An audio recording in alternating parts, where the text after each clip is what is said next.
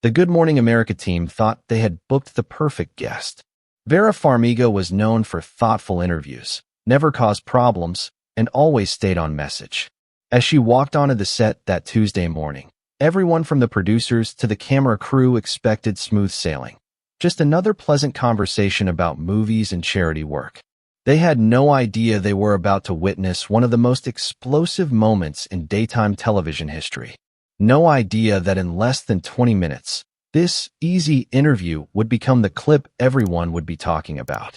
No idea that Vera Farmiga was about to show America what happens when someone mistakes kindness for weakness.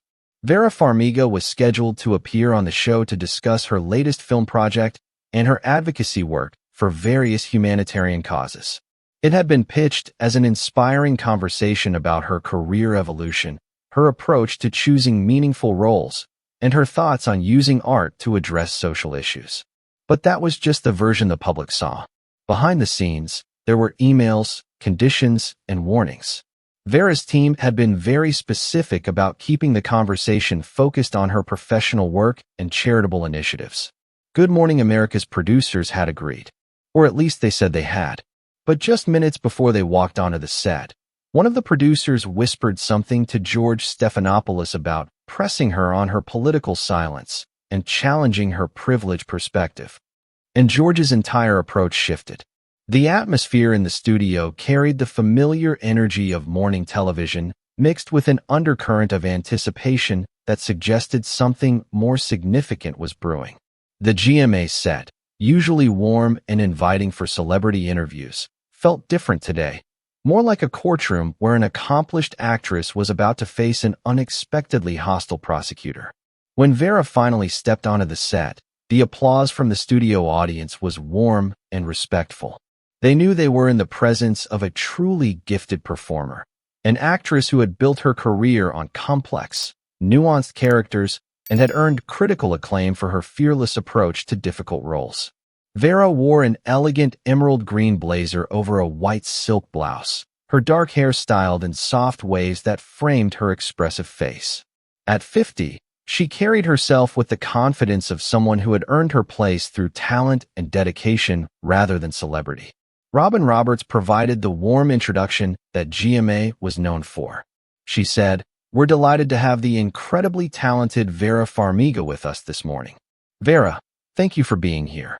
Vera's smile was genuine, her voice carrying the thoughtful quality that had made her interviews as compelling as her performances. She said, "Thank you for having me, Robin. I'm excited to talk about the work and the causes that mean so much to me." George immediately inserted himself into the conversation, his tone already carrying an edge that hadn't been there during pre-interview discussions. He said, "Vera, you've built a career playing complex, often troubled characters, but you've been relatively quiet about the complex, troubled state of our current political climate. Don't you feel an obligation to speak out?" The question hit with unexpected force. Vera's expression shifted from relaxed warmth to cautious surprise. She said carefully, "George, I've always believed that my primary obligation is to my craft and to the humanitarian work I support through various organizations. I try to let my actions speak louder than political statements." George leaned forward aggressively, his voice taking on the prosecutorial tone that had served him during his political career. He said, "But Vera, when democracy is under threat, when basic human rights are being attacked, isn't silence a form of complicity? Don't you think your platform comes with responsibility?" The other hosts looked visibly uncomfortable. This wasn't the supportive conversation they had planned with one of Hollywood's most respected dramatic actresses. Vera's composure began to show strain, her media training warring with her natural instinct to defend herself. She said, "George, I don't think I've been silent. I support refugee assistance programs. I work with organizations that help survivors of trauma.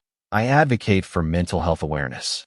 These aren't political issues, they're human issues." George's voice became more confrontational.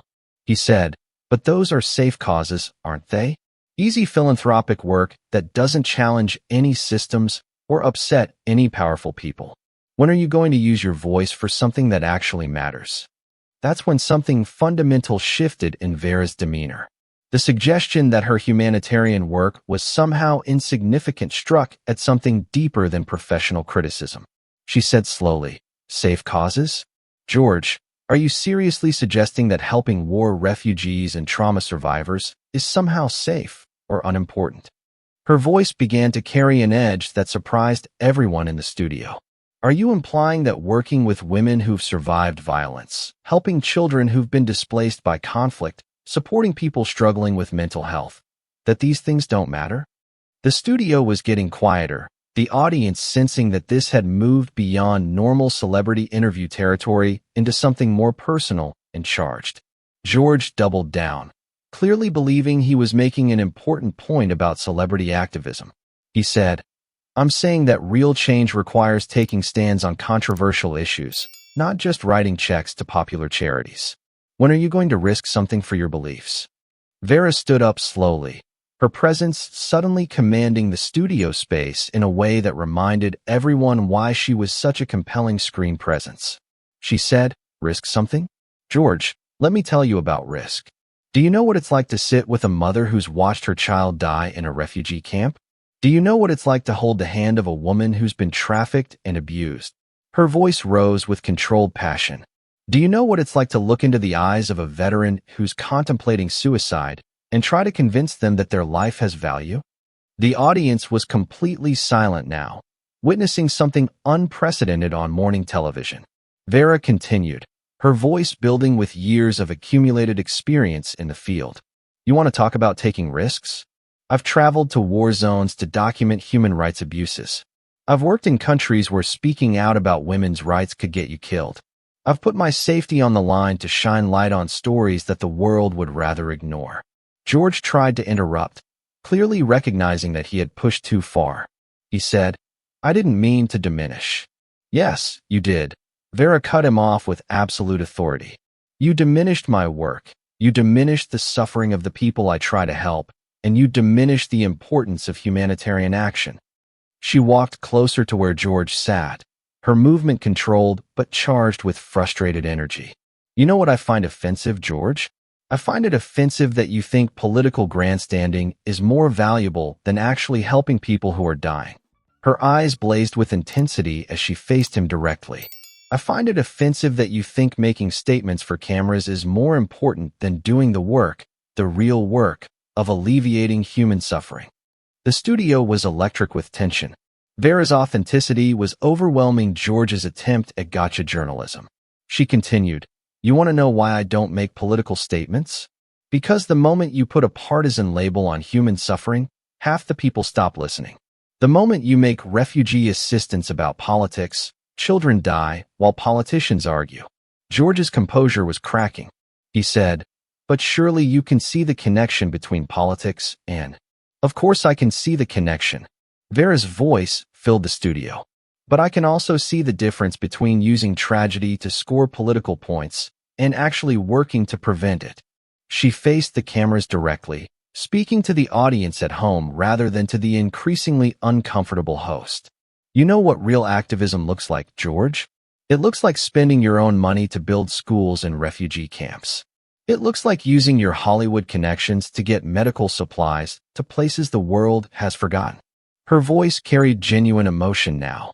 "It looks like sitting in congressional offices, not for photo ops, but for hours of tedious meetings about funding and policy details that will never make headlines, but might save lives."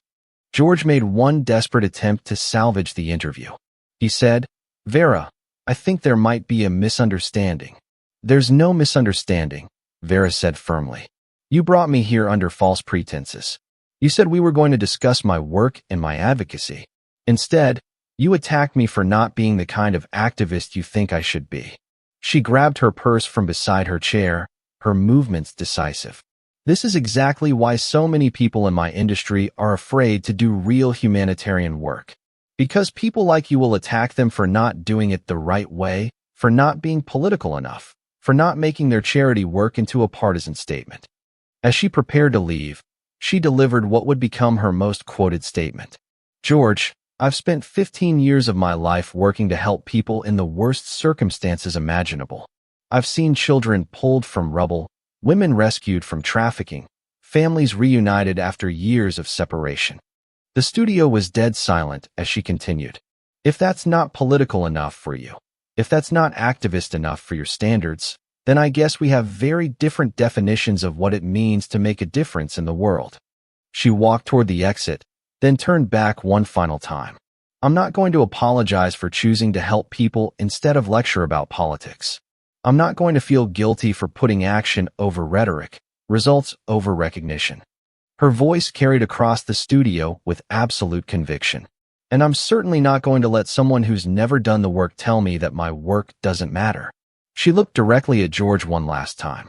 The next time you want to interview someone about activism, maybe you should learn the difference between performing for cameras and actually saving lives. Her final words rang out with quiet intensity. Because until you do, you're just part of the noise that drowns out the voices of people who actually need help. The studio erupted as Vera walked out with perfect dignity, leaving George sitting visibly shaken and the other hosts scrambling to recover. Within minutes, the footage was everywhere. Social media exploded with reactions that largely supported Vera's passionate defense of humanitarian work over political performance. Hashtag Vera Farmiga Stands Up began trending alongside hashtag Action Over Rhetoric and hashtag Humanitarian Work. From her car, Vera's representative posted on her behalf.